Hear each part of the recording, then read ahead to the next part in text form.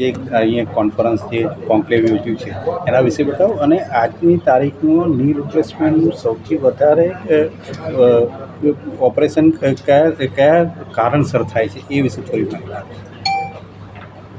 3 દિવસની જે શુક્ર શનિ રવિ મિટિંગ રાખેલ છે અમદાવાદમાં, એને ઓર્થોટ્રેન્ડ 7મો વર્ષ છે। એમાં અમેરિકા, યુરોપ અને આફ્રિકાથી અને નેપાળથી લોકો આવેલા છે અને આમાં નવી ટેકનોલોજી, નવી ટેકનિક, નવા ઇન્સ્ટ્રુમેન્ટેશનની ચર્ચા થઈ છે અને સાંધા કેટલા સારા ચાલે, કેટલી વધારે મૂવમેન્ટ મળે અને કેટલા લાંબા ચાલે એના વિશે ચર્ચા વિચારણા થઈ છે। બીજી વાત જે તમે પૂછ્યું કે ઘૂંટણનો રિપ્લેસમેન્ટ જે કરવામાં આવે છે એમાં સૌથી કોમન કારણ કયું છે, તો સૌથી કોમન કારણ ઘસારો છે ઘૂંટણનો, ઓસ્ટિયોઆર્થરાઇટિસ ઓફ ની કહીએ, અને બીજું કારણ છે સંધિવા છે।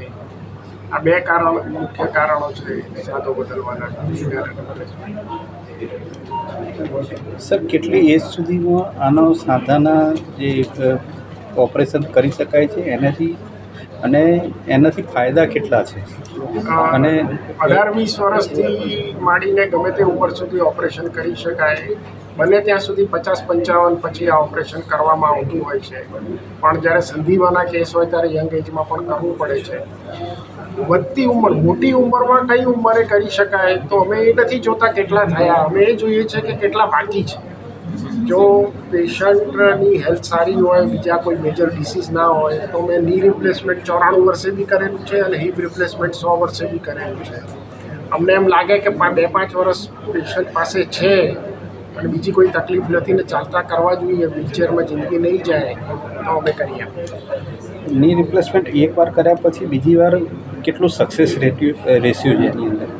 કોઈ પણ સર્જરી પહેલી વાર જે કરો એનો જે સક્સેસ રેટ હોય એટલો બીજી વારમાં ના હોય, પણ 30 વર્ષ પહેલાં જે ની રિપ્લેસમેન્ટનો સક્સેસ રેટ કે હિપ રિપ્લેસમેન્ટનો સક્સેસ રેટ પહેલી સર્જરી ને બીજી સર્જરીમાં હતો એના કરતાં ઘણો વધારે અત્યારે છે અને બીજા 10-20 વર્ષમાં ઘણો વધારે વધી છે। એવરેજ ખર્ચ સર કેટલો આવે છે? એવરેજ ખર્ચ ઇન્ડિયામાં ઇકોનોમી ક્લાસમાં પેશન્ટ હોય તો સારા ઇમ્પોર્ટેડ સાંધા સાથે 1.5 લાખ જેવો ખર્ચો આવે। Thank you sir.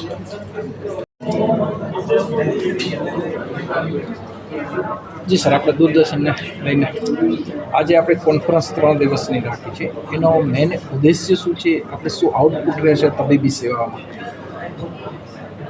આ મીટિંગ જોઈન્ટ રિપ્લેસમેન્ટને લગતી, ઓર્થોપેડિકને લગતી મીટિંગ છે અને આ મીટિંગ અમે કોવિડ પહેલાં દર વર્ષે કરતા હતા, પણ કોવિડ પછી બંધ કરેલી હતી, જે આ વર્ષે પહેલી વાર ચાલુ કરી।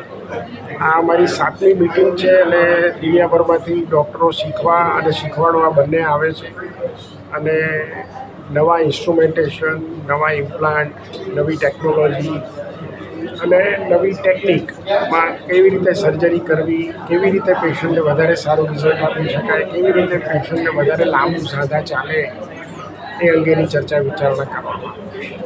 ખાસ સર, આ જે જોઈન્ટ રિપ્લેસમેન્ટ છે, જે ઓર્થો છે, એમાં પ્રેઝન્ટ સિનારીઓ શું છે, ખાસ કરીને ગુજરાતમાં, અને એનું મેજર કારણ શું? ગુજરાતમાં સૌથી વધારે જોઈન્ટ રિપ્લેસમેન્ટ થાય છે કારણ કે ગુજરાત કાયમ ઘણી બધી વાતમાં અગ્રેસર રહ્યું છે। જે ગુજરાત સૌથી વધારે દૂધ પ્રોડક્શન કરે છે એવી રીતે સાંધા પણ સૌથી વધારે બદલાય છે, કારણ કે ગુજરાતીઓ નવું શીખીને લાવીને તરત કામ ચાલુ કરવામાં પાવરદાર છે, નવું શીખવા માટે તત્પર હોય છે અને આપણા દર્દીઓ પણ નવી ટેકનોલોજીનું એક્સેપ્ટન્સ વધારે છે।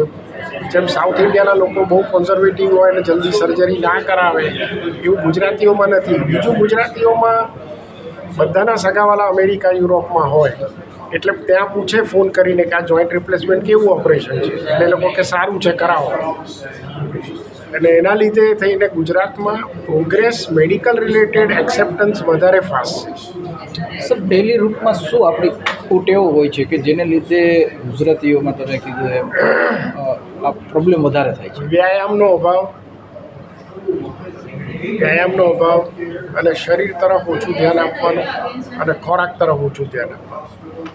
ખાસ કરીને શું કેર રાખવું જોઈએ ડેલી હેબિટમાં સર?